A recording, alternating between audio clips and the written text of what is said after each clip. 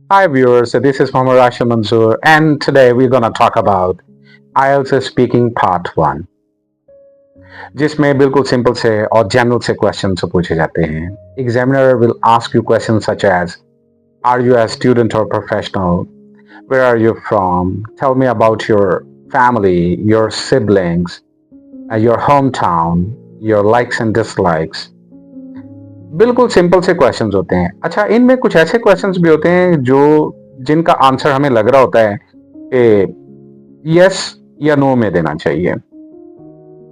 मसलन पहला क्वेश्चन ही are you a student or professional. तो आपने सिर्फ एक वर्ड में जवाब नहीं देना कि I am student or just professional, whatever you are. आपने उसको थोड़ा सा इलेबोरेट भी करना है. फॉर एग्जाम्पल, मैं अगर बोलता I am a teacher, I teach in a college, Punjab college Kasur, and it is a wonderful college. I have been teaching there for the last many years. तो थोड़ा सा आपने ऐड करने, चीज़ों को ऐड करने. You should not say just a couple of words or a couple of sentences. Try to add more details to it. ठीक है. और अगर एग्जामिनर आपसे पूछता है कि डू यू वॉच मूवीज, तो आपने जो भी जवाब देना है यस में या नो में, आपने उसको जस्टिफाई जरूर करना है. ये लाजमी बताना है कि आप नहीं देखते तो क्यों नहीं देखते, और अगर देखते हैं तो क्यों देखते हैं, और किस तरह की मूवीज देखते हैं. For example, I watch movies because they are very informative and entertaining. I often like to watch fantasy movies, which definitely give me a lot of pleasure and satisfy my curiosity and other things. इस तरह करके आप details लाजमी add करें.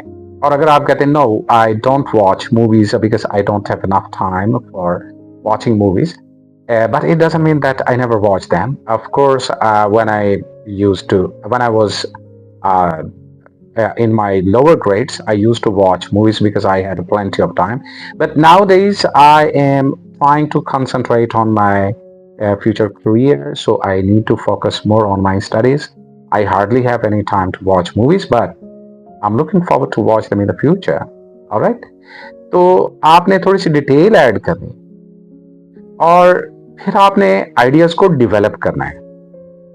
आप कोशिश करें कि बात में से बात निकालें. और यहां पर वो लोग ज्यादा कामयाब हैं जो कि चैटर बॉक्स हैं, जो कि टॉकेटिव हैं, जो बात में से बात निकालना जानते हैं. और इसके लिए जरूरी नहीं कि आपके पास बहुत सारी वोकैबुलरी हो.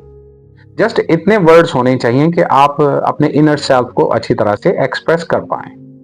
And it's more a matter of practice by the way. और आपको अपनी हेजिटेशन के ऊपर कंट्रोल करने की जरूरत है. आपको जस्ट प्रैक्टिस करने की जरूरत है. एंड फॉर दैट एक बहुत ही स्ट्रॉन्ग किस्म की स्ट्रेटजी है जो मैं आपके साथ शेयर करने जा रहा हूं. आप ऐसा करें कि ये जो शॉर्ट क्वेश्चंस के सैंपल आंसर्स हैं वो तैयार कर लें. उससे आपको एक बूस्ट मिलेगा, आपको एक कॉन्फिडेंस मिलेगा कि आपके पास मतलब कोई कोई स्टफ तो है ना. You have something to talk about. अगर आप बिल्कुल ही ब्लैंक होके चले जाएंगे एग्जाम में तो definitely you will fall flat, you will be utterly frustrated. तो इससे बेहतर है कि आप कुछ सैंपल्स तैयार कर लें. And I can also recommend you some samples of different authors as well, and I can also provide you my own samples as well, which can be very effective to give you a start. ठीक है. ये बहुत जरूरी है कि आप कुछ samples को तैयार करें और उन सैंपल्स को आप मॉडिफाई करें. You have to tailor them according to your own situation, your own culture, your own background, your own overall conditions. तो ये जरूरी है आप उनको मॉडिफाई करें, लेकिन बहुत ज्यादा मॉडिफाई करने की जरूरत नहीं है. ठीक है. और तैयार करने का मतलब ये भी नहीं कि आप उनको मेमोराइज कर लें और क्रैम कर लें इस तरीके से कि जैसे आप एग्जामिनर के सामने बैठे हुए हैं, आप इस तरह से बोल रहे हैं कि जैसे आपने चीजें क्रैम की हुई हैं. अगर एग्जामिनर को जरा भी भिनक पड़ गई इस बात की, उसको जरा सा भी इंप्रेशन मिल गया कि आपने याद किया हुआ है और आप उसको रिपीट कर रहे हैं, you are trying to recall what you have to say, then the examiner would definitely give you lower marks. Okay, did you understand? तो अपने बैंड को डाउनग्रेड नहीं होने देना आपने. You should try to keep upgrading it and try to keep utilizing strategies that can be helpful. अच्छा, एक तो ये दूसरे नंबर पे कुछ जनरल स्ट्रेटजीज हैं जिनको आपने ज़हन में रखनी है। एक तो आप कॉन्फिडेंट रहें, ठीक है? अपनी जो टोन है उसको थोड़ा सा बुलंद रखेंगे तो आप खुद से ही कॉन्फिडेंट फील करेंगे।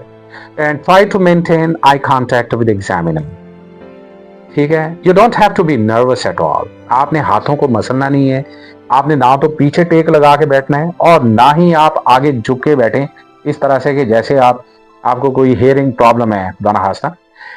आपने इस तरीके से इंप्रेशन नहीं देना। You should seat comfortably and relaxed. Alright, ये चंद एक चीजें हैं जिनको आप जहन में रखें। डेफिनेटली आपका जो पार्ट 1 है वो तो बहुत अच्छा हो जाएगा। इसके अलावा अगर आप जनरल स्ट्रेटजीज को फॉलो करते हैं तो इससे आपके ओवरऑल जो IELTS स्पीकिंग टेस्ट है उसमें काफ़ी ज़्यादा इंप्रूवमेंट आ सकती है, ठीक है? तो definitely there is part 2 and part 3 as well. इंशाल्लाह नेक्स्ट वीडियो में मैं आपको पार्ट 2 की स्ट्रेटजीज के बारे में बताऊंगा और पार्ट 3 जो है स्पीकिंग का उसके हवाले से भी कुछ चीज़ें एक्सप्लेन करूंगा।